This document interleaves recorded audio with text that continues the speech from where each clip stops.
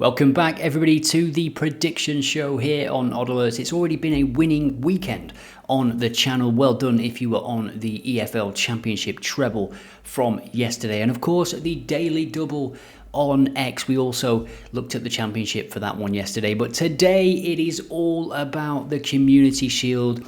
Crystal Palace against Liverpool, the 25th time that Liverpool will play in this fixture, but for Crystal Palace, after their heroics against Manchester City at the end of last season, it is their debut in this competition. And depending on which set of fans you ask, after 90 minutes, this is a glorified friendly. Liverpool will be showing us their new away kit today. And this game, incidentally, after 90 minutes, will go to penalties if the scores are level. And before the game starts, there will be a moment of tribute, of course, for Diogo Jota and his brother Andre. So we're going to look at team news and we're going to put together a couple of slips. I've already done the hard work, the legwork, the research. 3.4 and 3.5. Here they are. I'll show you a couple of the selections, but you have to keep watching if you want to see the rest. And of course, how we get to these selections. Very confident in them, actually. So without further ado, let's get into the team news. We'll start with Liverpool, and it looks like they will be without Conor Bradley. He has not trained, which is good news for FPL managers who fancy Frimpong this season. We'll get a good look at him today. He actually features in one of our selections, as we will see. Joe Gomez as well, still injured. McAllister just coming back from an injury, so he is expected to not start this game. We're going to have predicted lineups in a second as well. And another player that will not be featuring ever again for Liverpool, highly unlikely, is Darwin Nunez. He has completed his move to Al Hilal. Got around 50 million for him, which I think is a pretty good fee. So the expected lineup for Liverpool is as followed. Mamad Shavi, going to murder the pronunciation of that name many times this season. This is the first. Frimpong, Konate, Van Dijk, and Kirkez make up the back four.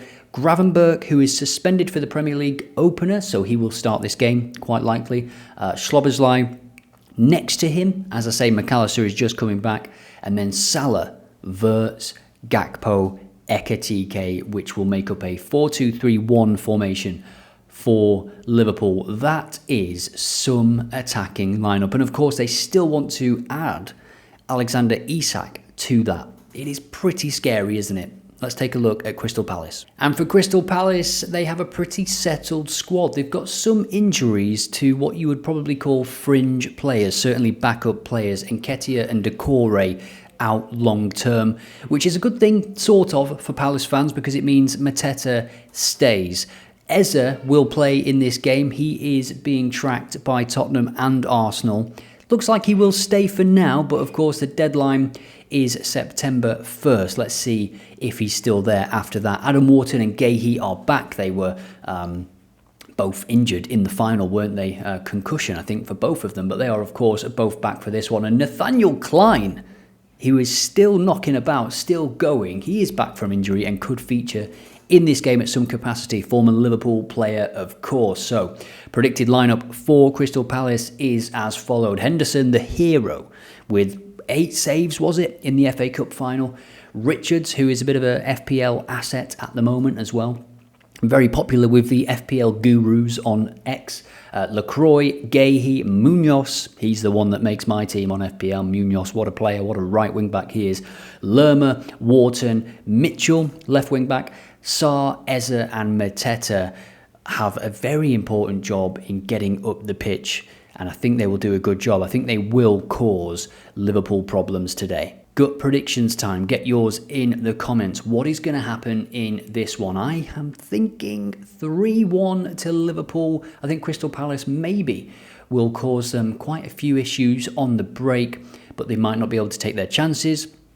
And Liverpool, this Liverpool team now, if you give chances to players like Wirtz, Ekitike, Gakpo looks like he's in form, looks very sharp actually, Gakpo, and of course Mo Salah is Mo Salah, they're going to score tons and tons of goals, and that's before you even mention Kirkez and Frimpong just bombing forward and adding to that attack, which is already so potent, and they're still on about signing Isak. So to win the game after 90 minutes, Liverpool 1.57. To lift the trophy, 1.3. It's tempting to just stick all of that into your selections. Liverpool to win the trophy, Liverpool to do this, to do this. I don't think it's worth the risk at 1.3 for Liverpool to win the trophy. Both of our selections do not include any full-time results or any trophy lifting predictions. What it does include, though, our first one is BTTS. So we are going to go ahead and select that. I just think Palace have got enough to get a goal. I watched Liverpool against AC Milan, and there is a lot of space, especially down the flanks when Kerkez and Frimpong bomb on. I think it's a good thing that happened for Arne Slot, that game, because he'll try and address it, and this is the first game that we can see if he has addressed it. There was a lot of space on the break, through the middle, down the sides, and that is where Crystal Palace are most potent on the break, through Mateta, through Eze, through Sarr, and they've got players to bring off the bench as well. So BTTS, I'm feeling pretty confident about that, and not to mention nice odds at 1.8. Next up, we will take a look at player shots, not player shots on target. And this is something I'm going to be checking out for the majority of Liverpool games this season, depending on what the odds are. And I imagine that the odds will decrease if he gets into the sort of positions I expect him to. Jeremy Frimpong to have a shot on target takes this to 2.2. And then what we're also going to add to this to round it off is a shot on target for a player that takes free kicks and a player that scored in the FA Cup final for Crystal Palace. It is Eze. What a player he is. It takes us to 3.4 for him to have a shot on target today. This is our first selection, of course. Get yours in the comments. I want to hear your predictions for this game. Share what you're on. Is there anything that I've missed? Is there any markets that you think are valuable for this game? That is the first selection. Let me know what you think, of course. Now, before we jump to the next one, I want to show you a market that I'm not going to include, but it depends on how you feel, depends on how you see this game going, because both teams to receive a card at 1.57, they're probably the best odds you're going to get for this kind of game between Liverpool, Crystal Palace, a Premier League game. This is going to be 1.2 to 1.3 usually. So 1.57. And the thing is, yes, it's a friendly, but there is a cup at the end of this, and nobody wants to get injured in this game. That's absolutely a no-brainer. But it doesn't have to be a tackle that causes an injury to give a card. If someone pulls you back by the shirt, they're stopping an attack, blatant foul, blatant cynical foul that deserves a card, then the referee will give a card in this game. If you've watched any of the pre-season friendlies, they have just not given out cards, even if it's a pretty bad tackle. They'll just say, right, let's calm it down, I'm not giving out a card, and they don't. But I think this game will be a little bit different. So if you want to put together something else which does include this, I think it's a good base for a treble or something like that, a treble bet builder, 1.57 for both teams to receive a card. So for the second selection, we are going to leverage the player props tool. Here it is again.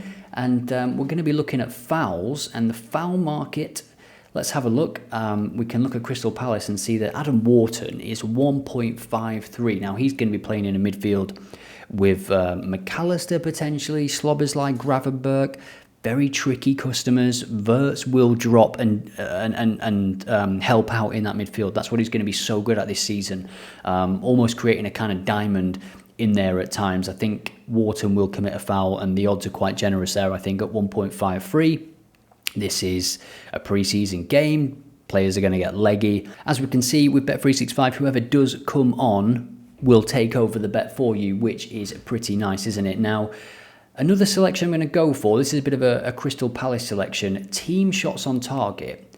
I'm going to go with over 2.5 for Crystal Palace. So for them to have 3 or more shots on target, and I think that, again, generous price. I think that Crystal Palace, from free kicks, from a corner, from a set piece, a header, you can have a couple of shots on target in succession. So for them to have 3 across the whole 90 minutes, I don't think they're going to be as penned in as they were against Manchester City in that final.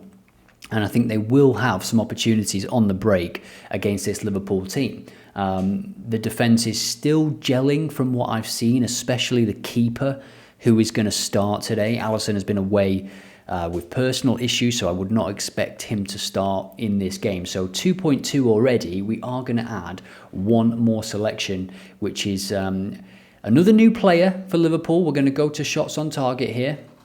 And we're going to go to Liverpool. And we are going to look at Ekitike to have a shot on target in this, his official debut. Ekitike to have a shot on target takes this to 3.5. Adam Wharton to commit a foul, and over 2.5 shots on target for Crystal Palace. Let me know what you think about this one as well in the comments. And now I'm going to show you a brand new tool that I think you will love that you can use today. So this is a brand new tool. This is the in-play scanner. This is a feed of the games from yesterday. Very, very high volume yesterday. What it does, looks at our pre-match probability model for home wins, away wins, over 1.5 goals, 2.5 goals, BTTS. And let's say there's a game which is 80% rated before the game. Odds are at 1.2, terrible odds. But during the game, the odds start to creep up. Usually you would have to set alerts manually or scan these yourself on Bet365. This does it for you on thousands of games all at the same time. Here is an example from yesterday from Sweden. You can see the alert that came through. This is the full-time score and the peak odds. It speaks for itself. Some of the examples already, some of the feedback has been absolutely amazing. This will launch fully on the 15th of August. It's going to be a pretty big day, the 15th of August. The Premier League returns, of course, but this is going to launch. The Pinnacle Edge bot will also launch on that Friday for OddAlerts users. It's going to be a huge day. You can test this and the Pinnacle Edge bot right now for the next week by getting a season ticket. You also save money with the season ticket. You pay 9 months of OddAlerts, you get 12 months, and you get all these perks as well. Also coming on Friday is a brand new predictions game, so stay tuned for that. Of course, X is where we share the daily doubles as well. Discord is where we discuss everything football with the rest of the community. There's I think a few thousand people in there now. It's really getting going. So that has been my preview for the Community Shield. I hope you enjoyed it. Bit of a different video because it's a friendly, it's a cup final. Don't really need to do a screencast of the site. Not really needed, I don't think. I just wanted to give my thoughts on this game, make a prediction, and yeah, I will see you in the next one.